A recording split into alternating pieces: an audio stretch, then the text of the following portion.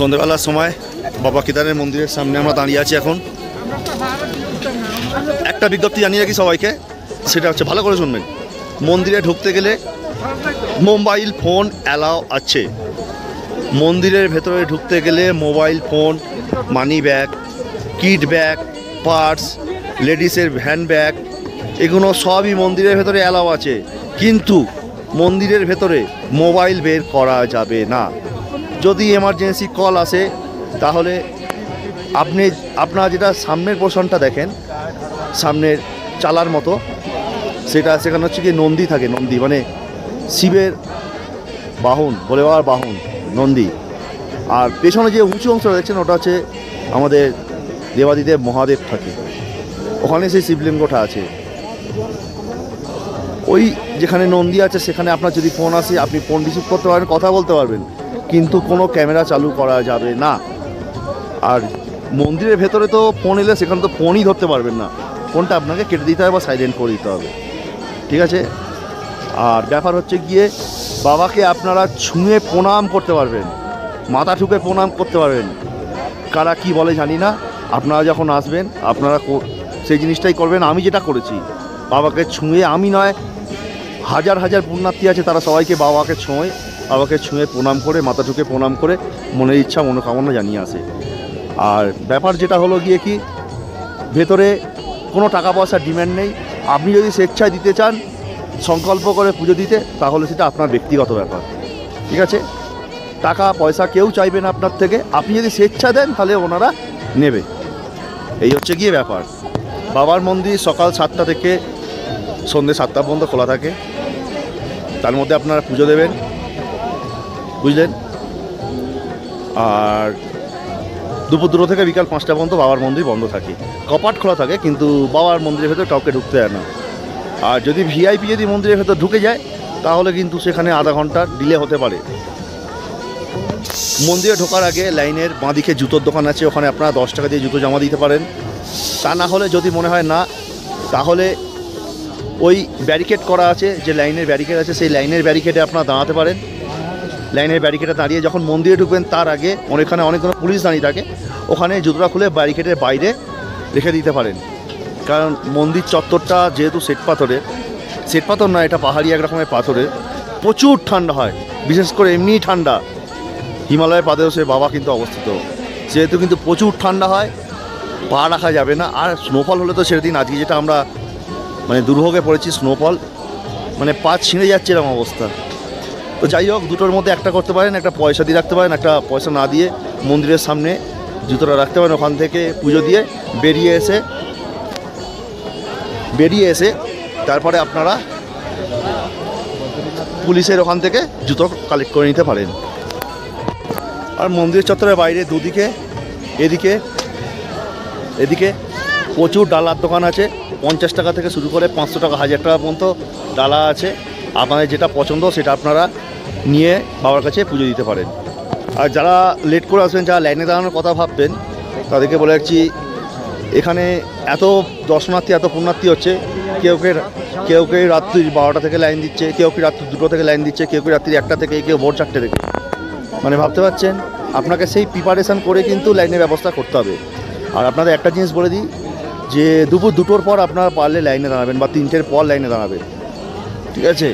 তাহলে কি হয়, লাইনটা অনেকটা ফাঁকা থাকে, অনেকটা কম থাকে। এই এত পর্যন্ত বা আরেকটু নিচে পর্যন্ত লাইনটা থাকে, তার থেকে বেশি থাকে না। তাহলে 8টার মধ্যে আপনাদের পুজো দেওয়া বা দর্শন করা আরামসে হয়ে যাবে। চেষ্টা করবেন দুপুরের পর লাইনটা দিতে, তাহলে যেদিন পৌঁছাবেন সেদিন দুপুরের পর লাইন দেবেন। এটা ভাববেন না যে আজকে পৌঁছালাম, রেস্ট নেবো, কালকে ভোরবেলা লাইন দেবো, রাত্রিবেলা লাইন দেবো, এটা কখনো করবেন না। আপনার পুজো দেওয়া হয়ে গেলে, ভৈরব বাবা মন্দির দর্শন করা হয়ে গেলে, শঙ্করাচার্য মন্দির দর্শন করা হয়ে গেলে, আপনারা শান্তিতে রেস্ট নিন, খাওয়া দাওয়া করুন, ঘুমন। পরের দিন আপনাদের সময় মতো আপনারা আপনাদের গন্তব্যে বেরিয়ে যেতে পারবেন। তো বন্ধুরা, এখন সন্ধে হয়ে গেছে, আমি এখন চলে এসেছি বাবার মন্দিরের সামনে। বাবার মন্দিরের আশেপাশে কীর্তন হচ্ছে, শুনতেই পাচ্ছেন আপনারা। তো যেটা নিয়ে আমি বলতে এলাম, প্রচণ্ড ঠান্ডা, সে ঠান্ডা বলার মতো নয়। আর আজকে তো স্নোফল হয়েছে, আমি দেখিয়েছি। যাই হোক, খুব ঠান্ডা, প্রচণ্ড ঠান্ডা, মোটামুটি ভালোই প্রোটেকশান নিয়ে আমি এসেছি। তো আপনাদের যেটা বলার হচ্ছে গিয়ে ঘর ভাড়া সম্বন্ধে, যতই পিক সিজন হোক, যতই রাত সময় হোক না কেন, ঘর ভাড়া নিয়ে আপনাদের কোনো চিন্তাভাবনার কারণ নেই। এখানে প্রচুর হোমস্টে ডরমেটারি রুম আছে। আর পাহাড়ের ওপরে একটা কোথায় আলো জ্বলছে আমি দেখতে পাচ্ছি, এটা পাহাড়ের ওপরে, এটা কিন্তু চাঁদ নয়। কিন্তু আপনারা যারা ভাবছেন চাঁদ, এটা কিন্তু চাঁদ নয়, চাঁদ হচ্ছে কি এই যে এইখানে দেখুন মেঘের শ্যাডোটা দেখা যায়। যাই হোক, আমি যেটা বলছিলাম সেটা হচ্ছে গিয়ে ঘর ভাড়া নিয়ে কোনো অসুবিধা নেই। এখানে প্রচুর, এখানে ডরমেটরি প্লাস মানে হোটেল হোমস্টের মতো ব্যবস্থা আছে, এখানে প্রচুর আছে। একটু নিচের দিকে নেমে গেলে সেখানেও পেয়ে যাবেন। আর মন্দিরে পুজো দেওয়ার সময় জুতো রাখার জায়গা আমি বলে দিয়েছি কোথায়। মন্দিরে ওঠার বাঁদিকে আছে, নাহলে মন্দিরে গেটে ঢোকার মুখে আছে, ওখানে আছে। আর লাইন দাঁড়ানোর ব্যাপার যেটা হচ্ছে গিয়ে, আপনারা চেষ্টা করবেন তাড়াতাড়ি মন্দিরে আসার জন্য। আপনার যদি হোটেল হোমস্টে করা থাকে তো ভালো, তা না হলে একজনকে কাউকে পাঠিয়ে দেবেন হোটেল হোমস্টে করার জন্য। একজনকে বলবেন ব্যাগ দেখতে, এবং যতজন থাকবেন দুজন মিলে লাইন দেওয়ার চেষ্টা করবেন। যত তাড়াতাড়ি লাইন দেবেন তত তাড়াতাড়ি কিন্তু আপনাদের পুজো কমপ্লিট হবে। বেলা করার চেষ্টা করবেন না, কারণ 2টো থেকে 5টা পর্যন্ত মন্দির যে বন্ধ থাকে তখন বাবার অভিষেক হয়। বাবার অভিষেক হওয়ার ফলে তখন কিন্তু তারপরে কিন্তু বাবাকে বসন পড়ানো হয়, এবং তারপরে কিন্তু বাবাকে ছুঁতে দেওয়া যায় না।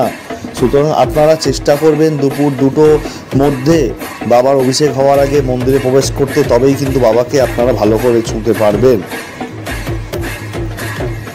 প্রচণ্ড ভিড় দেখতেই পাচ্ছেন। এখন পুজো হচ্ছে প্রায় 8টা, হ্যাঁ 8টা বাজে। এখন 8টা বাজে, বাবার পুজো হচ্ছে। গেট বন্ধ হয়ে গেছে। এখান থেকে সবাই বাইরে থেকে যে যতভাবে পারছে লাফিয়ে লোকের ঘাড়ে ভর দিয়ে। আর এখানে নন্দী মহারাজ বসে আছে, বাবার বাহন। আর এখানে সামনে সাধুগুলো, এরা ওই যজ্ঞের যে ভস্য হয় সেই ভস্য কোনো পুণ্যার্থীদের বা দর্শনার্থীদের কপালে তিলক হিসাবে ঠেকিয়ে দিচ্ছেন। পুণ্যার্থীরা মোটামুটি বাবার আশীর্বাদ নিয়ে শান্তি এতেই। তো যাই হোক, খুব সুন্দর একখানা পরিবেশ। রাত্রিবেলা বাবা কেদার মন্দিরের সামনে আরতি হচ্ছে মন্দিরের ভেতরে, তার মধ্যে বাবার একখানা গান চলছে। বাইরে অ্যাটমসফিয়ারটা খুব সুন্দর, মানে বলার মতো নয়। আর এই সাধুগুলো দেখুন বড় বড় এরকম ডামরু নিয়ে বাজাচ্ছে। তো যাই হোক, খুব সুন্দর। আপনারাও আসুন বাবার মন্দিরে আপনারাও আসুন, আপনারাও দর্শন করুন।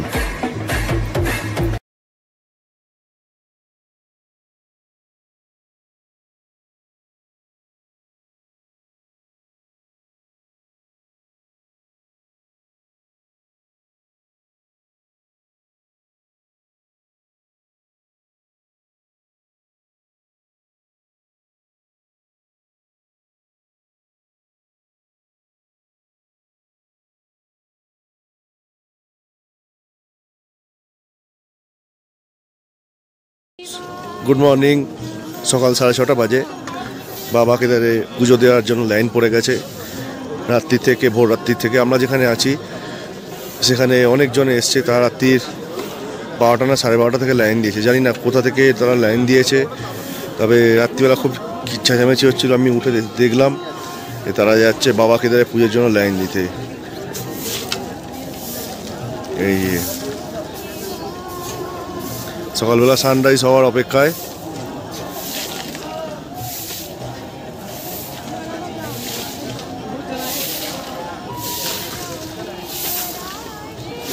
আর ওদিকে হেলিকপ্টার পরিষেবা চালু হয়ে গেছে 6টা বাজতেই।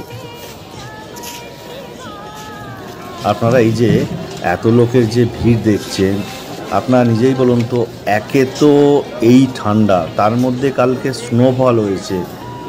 এই ঠান্ডায় স্নোফলের মধ্যে কেউ রাত্রিবেলা 12টা, কেউ রাত্রিবেলা 1টা, কেউ রাত্রিবেলা 2টো, কেউ 3টে, কেউ 4টে, কেউ 5টা, মানে যে যখন ঘুম ভেঙেছে, যার যখন ঘুম ভেঙেছে উঠে পড়ে এই কনকনে ঠান্ডার মধ্যে লাইন দিয়েছে বাবার পুজো দেওয়ার জন্য। এটা কোনো মানে আছে? আপনারা যারা আসবেন আপনাদের আমি একটাই কথা বলবো, এত ভোরবেলা রাত্রিবেলা উঠে লাইন দিয়ে কোনো দরকার নেই। বেলা করে ঘুম থেকে উঠুন, উঠে লাইন দিন। আর সানরাইজ হয়ে গেছে মাউন্ট নীলকণ্ঠের মাথায়, প্রথম সূর্যকিরণ পড়ল। ঘড়িতে এখন সময় সকাল 8টা। সানরাইজ হয়ে গেছে। সূর্যের আলোয়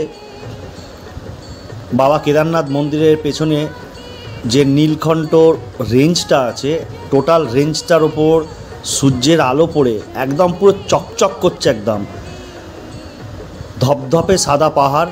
আর পেছনে আকাশটা তেমনি নীল। না, ঠান্ডা কিন্তু এখনও আছে।